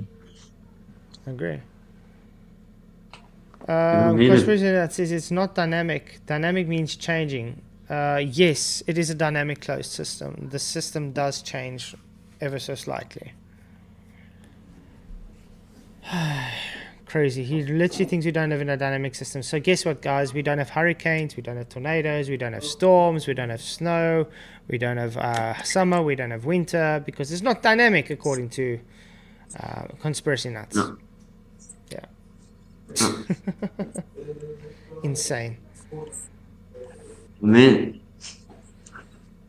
it's just how the Earth works, you know. It's great, you know, that we know that we are in the center, and you don't need this universe and the flying rock, you know, through endless space. How would they know, you know? How would they prove this all and their numbers? And it's insane. Mm-hmm. It's insane. Glenn Salz. So we all have Velcro air. Yeah. That's what Globe teaches, though. Velcro air. Yes. I've never seen air It's stick just- to anything, just to let you guys know. I don't know if you guys have seen air stick to something. No. Let's do that. Type 1 in chat if you've ever seen Velcroed air before. Type 2 in chat if Velcroed air is nonsense. That should be interesting. Let's see. See what we get.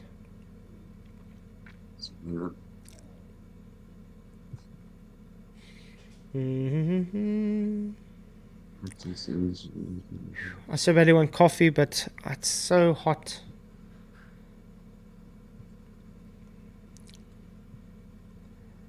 Let's see. Cheers, Luca. Thanks for coming, brother. Keep that beard growing, man. You're muted, Luca. Keep it up, Luca. Oh, yeah. My wife also wants coffee. Let me quickly put the... Okay, we got a 2 from Jesus Return, 2 from Glenn Sells, and 1 from Smokey McBack. It says the Tesla turbine. It's not Velcroed air. Yeah. That's movement of air. Yeah, the turbine wouldn't work in Yeah. wouldn't work in the vacuum, or propellers, like helicopters or something. It wouldn't work. So NASA is just telling much of crap, in my belief. I'm not angry about the Globers, but come in and have a discussion. This would be great. Sorry, I just stuck on the kettle quickly. Yeah, I'll just say to no, we really have a lot of, how we call it, proofs that you can prove that it's flat and stationary and not that heliocentric belief system. What I was believing too, I had the same programming in the school. Yeah, that's the thing. We've all had that programming. But like you said, it divides you from God and from the creation and from the Bible and everything, no? Sadly.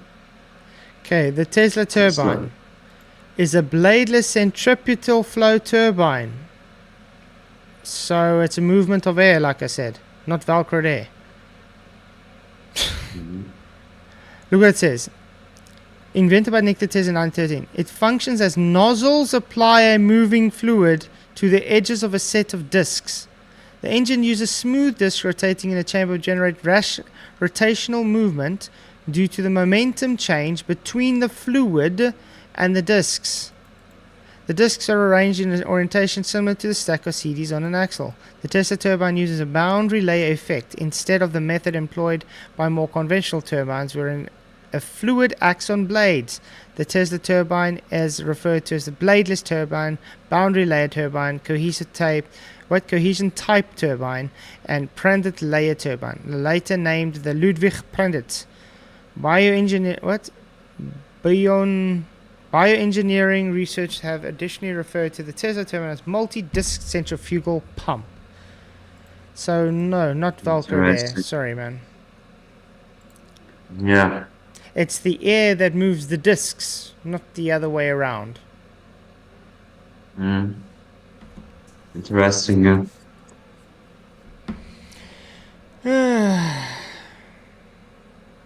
Yeah, but it's also with the, that we see too far, and that there are so much proofs, that goes to the flat earth, and we can't know everything, but it's also with the stars, they're just great lights in the skies. How could NASA tell us what it is and if it's solid or it's just a story, Yep. Sadly. And good CGI. Smokey McBaking, it does matter which way the momentum exchange goes. Because if you're claiming Velcroed air, you're claiming the disc would spinning and the air would be moving with the disc. No, it's the moving air that moves the disc. It's not Velcroed air. I don't understand why people don't get this.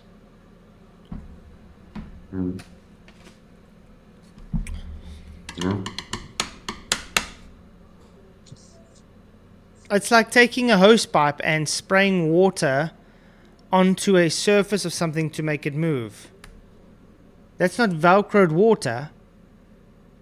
The water's causing friction on that surface to move. It's the same as this. Right. Wind can push you, correct? Right, yeah. If you Push stand in away, a yeah. hurricane, wind can push you. Of course. Yeah, because wind causes pressure. Wind has a force. It's the same with the Of course. Tesla turbine. It's forced to move that just thanks to the force of the wind, of the air moving. It's definitely not velcroed air. Emma's asking, are you Austrian or German, Chris? I'm Austrian.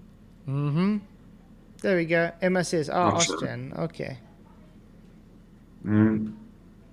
Give me 2 seconds. Let's quickly making my wife coffee, guys. No problem, for sure. Chris, tell them what you believe. Oh man. First, my brother came to me with the idea that the Earth is flat, and I just said you're a crazy boy, and I will disprove you. And this is how I came to you guys, and we talked a lot about it, and it changed my mind, and it brings it to the Creator back and to the Bible, and you got a lot to think more. And I don't understand the people, that said this doesn't matter. I think it matters much that you believe in a lie, or you accept the truth. It's also the big lie is it's not nice, but you have to accept it at one point, that they are really lying in a big scale to us, and they're making a lot of money with this heliocentric belief system. And the people get confused. They're not grounded, because just a lie. So it's not easy to live the lie at all time. I see that the people, you're more grounded when you know that you are in the center, and it's just what I can say. It's a stationary, flat, and we don't move. So this is what I can say. And don't be afraid about the truth, because it's a better belief, and you don't have to live the lie again. It was the same with the final experiment. It was so pushed up, and we just saw a lot of crap videos and no amount of evidence. So sad. And I learned here a lot, and it's great to talk about it, and that's why I don't get it why the Globers don't come in and have a discussion just about it, because I don't hate Globers, of course not. I was the same. But it's great to be a flat earther. Sorry about that. I'm back now. Oy. Great set. I also need the code. Yeah. You have great videos, so where you can explain. I'm glad you like the videos. Yeah. I have to of make course. time again to start making videos, though. I don't really do videos these days. It's just been too busy. Yeah. I also stopped because, maybe I make a channel again, but in Austria, there are not much people, you really have to be a little bit careful what you say. You're just the idiot, Yeah. But I don't care about that, but it's just when you don't reach much people, it's hard. Yeah. Oh, you'll get there. It's though. hard. But, yeah. But the channel grows. It also changed a lot with the final experiment in the Flat Earth Society. I guess so. It changed so much. Yeah, really changed. Smoky McBacon, it's not about what physicists say or whatever. It's about the fact it's not Velcroed air. If I blow on this piece of paper, Yeah. that's not Velcroed air. The wind from my breath is pushing that paper. That's what a Tesla turbine does. The jets of air is pushing those discs. It's pushing it because of the force. It's Bernoulli's principle. It's causing low pressure and it's moving it. It's friction. It's logical, eh? Yeah, it's not Velcroed air. Velcroed air would be this paper here is just causing air to move with it. So if I'm moving this paper this way, the air is supposed to move with it. That's not what happens, mate. This is reality. Sorry to break it to you. Right. No, right. You're right. Yeah, That's exactly. great. Jesus already returned. How is there multi-directional winds all over Earth? Maybe because gas is unbonded and it moves in all directions, and we live in a dynamic system. You mean like the jet streams? Sorry? You mean like the jet streams, what are above, like the winds? Yeah. Yeah, that are constants. Yeah. Yeah, it's because it's a closed system and it's not so small. It's great. Smoky McBacon, you can come in great. and have a discussion. I'm more than happy to educate you on how gas works, because you obviously have no idea. Ek weet nie. John. Niks pipie gehad aan my kant. My child's looking for a pipe. Huh? What's a pipe? Ek weet nie waar dis nie, my kind. Jy het dit gehad. Jammer. Vergeet van hom al klaar gegaan. Ai. What about Krypton? Yeah. And it's like, you know, when you go, it's in the atmosphere the same, like it's in the water, you know, when you go above, it's less pressure and everything than you have at Earth. So Yeah. it have to be contained. It just have to be there. There can't be a vacuum next to a pressure system. This doesn't Exactly. work. So You need a solid, like you said, a solid. So December, I'm going down to the beach. Yeah. They want me to do a 5-mile observation. Shame, such a small observation. Okay. But fine, I'll do a 5-mile observation, going as low to the ground as possible and showing we can see more than 5 miles away. Very easy to do. Yeah. So that's going to be And what the Earth calculator says at 5 miles, how much should be hidden behind the curve? At 5 miles. Let's How much see. meters? It depends on how high you are. I mean, yeah, your height. Let's actually go Of to the course. Walter Bislin. But how much is it at 5 miles? What the globe says, how much should be hidden I'm gonna get behind the globe? I'm gonna get Walter Bislin's Earth curve calculator up now. We can check. Okay. Okay, thanks. Share screen. Advanced Earth curve calculator. Okay. Let's Okay, see. now we can look at. So if we're at 2 meters, Observed high, 2 meters, yeah. let's actually say, I don't know how high, how let's say 1.6 meters, correct? 1.7. I'm about 1.7. Yeah, okay. I'm a short shit. I'm 169. Target distance would be Um, 5,000 meters.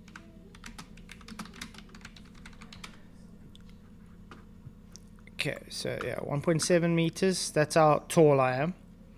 And let's see, the target. Target distance, remember, Okay, we you said said 5 miles. miles, You correct? said miles. Okay. Yeah.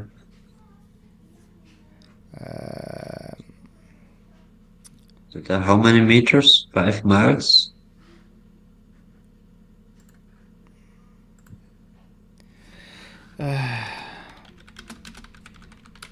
How much is 1 mile in meter? 5 miles is 8,046.72 meters, 8,000 more. okay? Target size, you're just going to say it doesn't matter. Just 1 meter. Really doesn't matter. Yeah. Okay, No. let's see.